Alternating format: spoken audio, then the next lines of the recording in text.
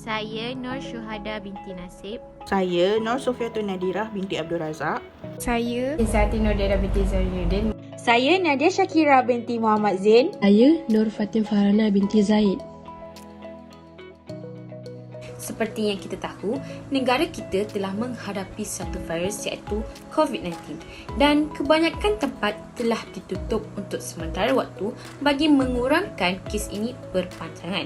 Sebagai contoh, pusat pendidikan seperti sekolah, institusi pelajaran tinggi dan juga kolej-kolej mahir. Hal ini demikian menyebabkan pelajar-pelajar perlu menjalani pembelajaran secara dalam talian. Tidak semua pelajar boleh mengharungi perkara ini dengan mudah. Ada yang mampu bertahan hingga ke akhir dan ada yang tidak mampu bertahan kerana terasa tertekan, kemurungan atau lain kata mengalami depression dan stres atas beberapa faktor yang sedang mereka hadapi. Kejap lagi kita akan tengok apakah faktor dan kesan depression ni. Sebelum itu, mari kita lihat apakah kemurungan ini. Kemurungan ialah sejenis penyakit mental yang dikategorikan sebagai perasaan sedih yang teramat sangat. Kita juga berasa tiada pertolongan, tiada harapan dan terasa tidak berguna.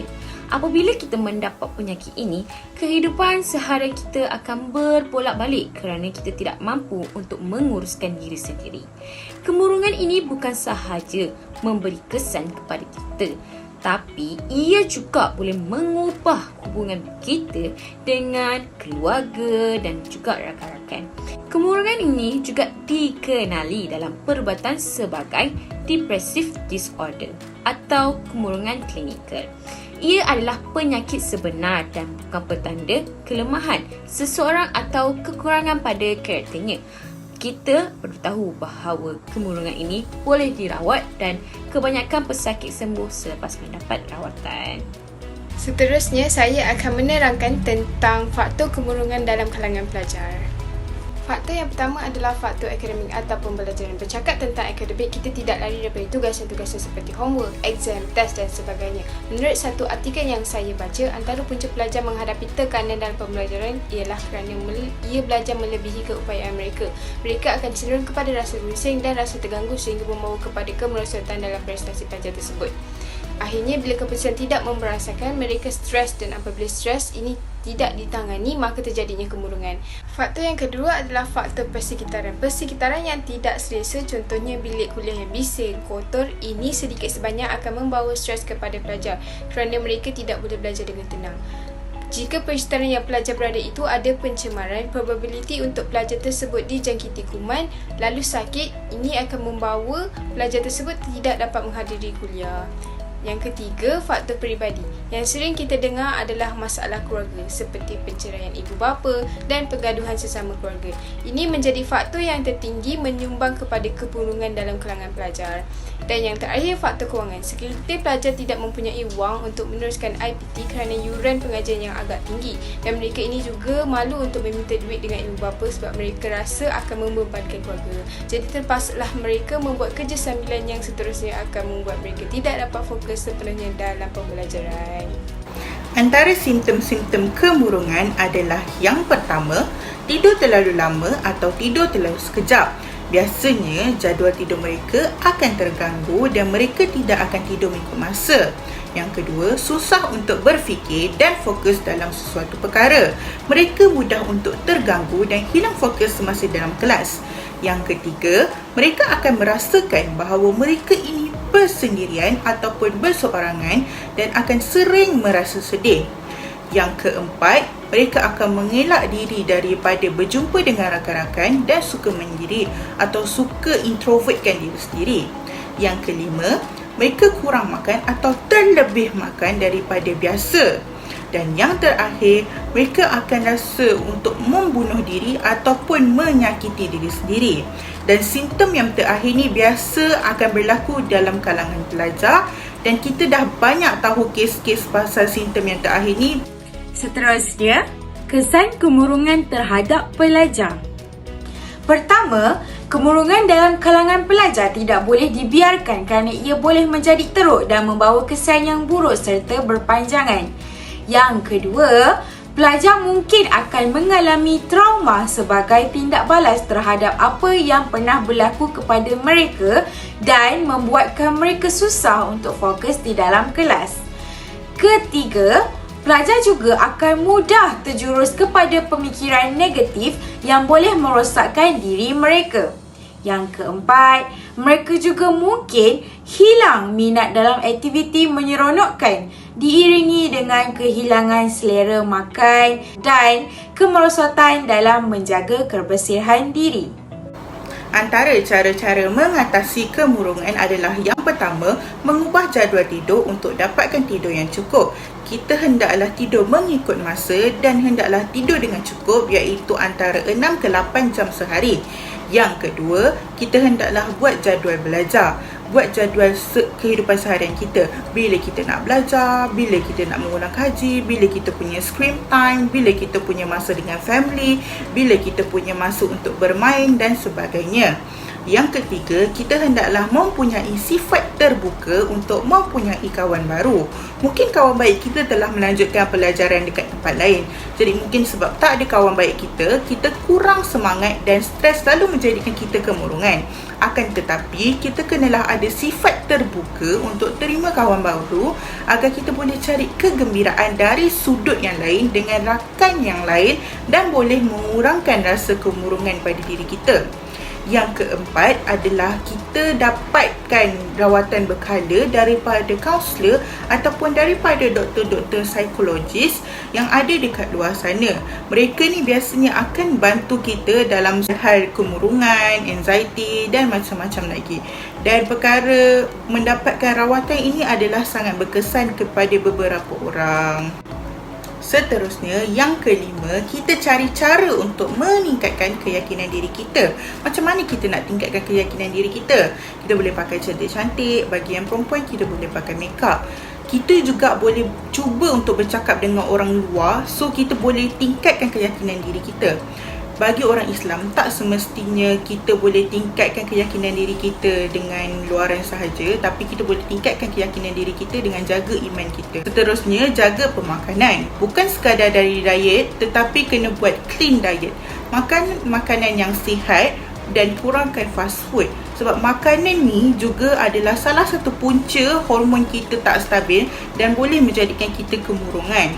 Dan yang terakhir, kita hendaklah mempunyai hobi. Daripada saya punya pengalaman, saya mempunyai 2 hobi yang boleh mengurangkan saya punya stres dan boleh mengurangkan saya punya kemurungan. Yang pertama, saya akan mengait bila saya terlalu stres. Dan yang kedua, saya akan cuba untuk pasang Lego apabila saya stres. Tapi kita juga boleh cari hobi-hobi yang lain yang lebih senang ataupun mudah. Contohnya, bila kita stres, kita boleh pergi ke tepi pantai untuk dengar bunyi ombak. Benda-benda tu pun boleh mengurangkan stres. Ada setengah orang juga yang ingin mengurangkan stres, mereka melihat mukbang, iaitu rancangan makan-makan. Itu juga boleh mengurangkan stres dan mengurangkan kemurungan.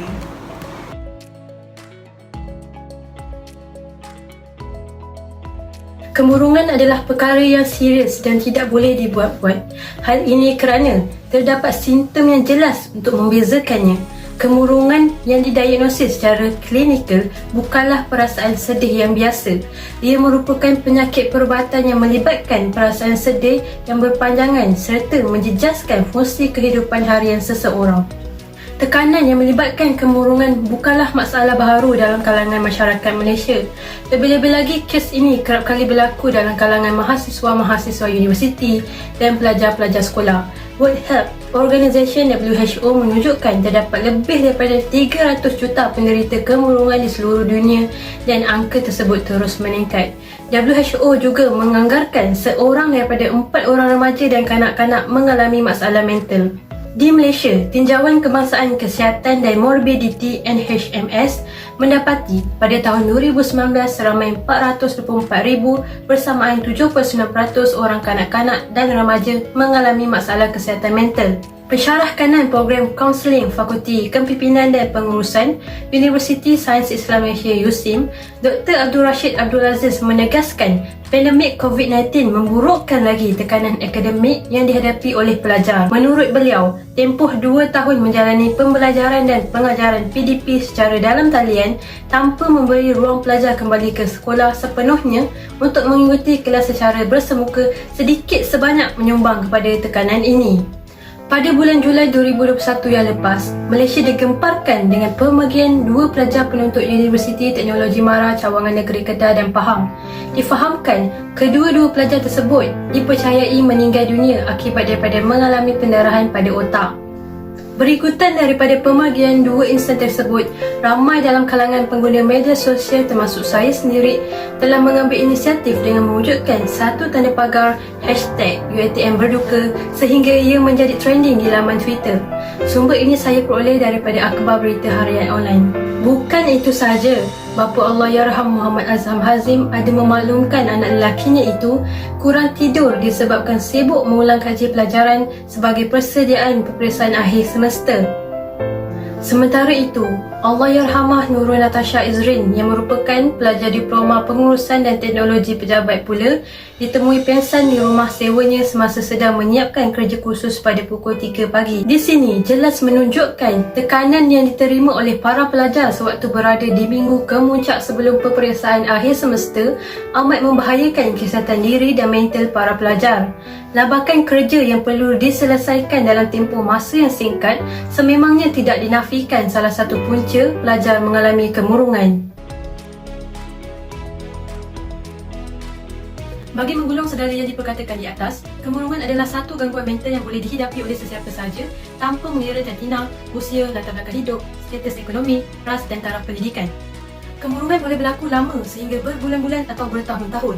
Seseorang individu yang mengalami kemurungan didapati mengalami perubahan dalam kimia otak. Perubahan ini boleh dicetuskan oleh penyakit fizikal, tekanan, kekecewaan atau kesedihan. Sindrom kemurungan adalah penyakit seluruh jasad. Ia melibatkan kesihatan badan, perasaan dan fikiran seseorang. Di samping itu, ia juga menjejaskan tabiat makan dan tidur, fungsi seharian dan proses berfikir seseorang. Menurut Campbell dan Vincent 1992, apabila stres yang melampau dilihat dari aspek negatif atau tekanan yang terlalu tinggi, ianya boleh mendatangkan kesan negatif terhadap kesihatan dan pencapaian akademik seseorang pelajar. Bertitik tolak daripada itu, rakan-rakan terdekat, guru dan paling penting adalah keluarga, individu penting dan terdekat dalam memastikan seseorang rakan mereka, anak murid dan anak atau adik-beradik yang mengalami gejala kemurungan mendapat pertolongan dan rawatan yang sesuai. Mereka seharusnya diberi sokongan emosi, keikhlasan kasih sayang, kesabaran, galakan dan kefahaman dalam semua situasi yang mereka lalui. Janganlah menganggap pelajar yang mengalami kemurungan itu seorang yang mengada-ngada sakit atau pemalas dan mereka tidak boleh diharapkan untuk sembuh dengan segera. Dengan adanya sokongan dan dorongan seperti ini, pelajar tersebut pasti dapat dipulihkan seperti biasa dan menjalani kehidupan yang sejahtera dan sihat walafiat seperti orang lain. Asas yang paling pokok untuk melawan kemurungan dan apa jua masalah kesihatan mental adalah melalui keimanan yang kuat terhadap tauhid dan ajaran Nabi. Oleh itu, perkara-perkara yang bersifat negatif seperti tekanan, stres dan burnout, kerja yang tidak terjamin, job insecurity dan pelbagai lagi aspek negatif berkaitan kehidupan seharian haruslah ditangani dengan bijak agar kesejahteraan kendiri dapat dicapai dan tidak dibelenggu dengan masalah kemurungan. Akhirul kalam, sebagai umat Islam, marilah kita kembali kepada asal kejadian kita. Dari mana kita datang dan kepada Dialah Allah yang Maha Esa juga kita kembali dan berserah. Allah SWT ada berfirman dalam surah Ad-Duha mengenai seseorang yang sedang mengalami tekanan perasaan dan masalah supaya bersabar menghadapinya. Sesungguhnya, Allah SWT Maha mengetahui segala yang terbaik untuk hamba-Nya. Setiap kejadian yang berlaku di muka bumi ini nescaya ada hikmah yang baik di sebalik yang tersirat. Sentiasa beringat bahawa Allah SWT tidak akan membebani hamba-Nya dengan sesuatu yang tidak mampu hamba-Nya tanggung. Ayuh, kembalilah kita pada rukun iman yang keenam, iaitu percaya kepada qada dan qadar Allah. Sekian daripada kami. Terima kasih. Assalamualaikum.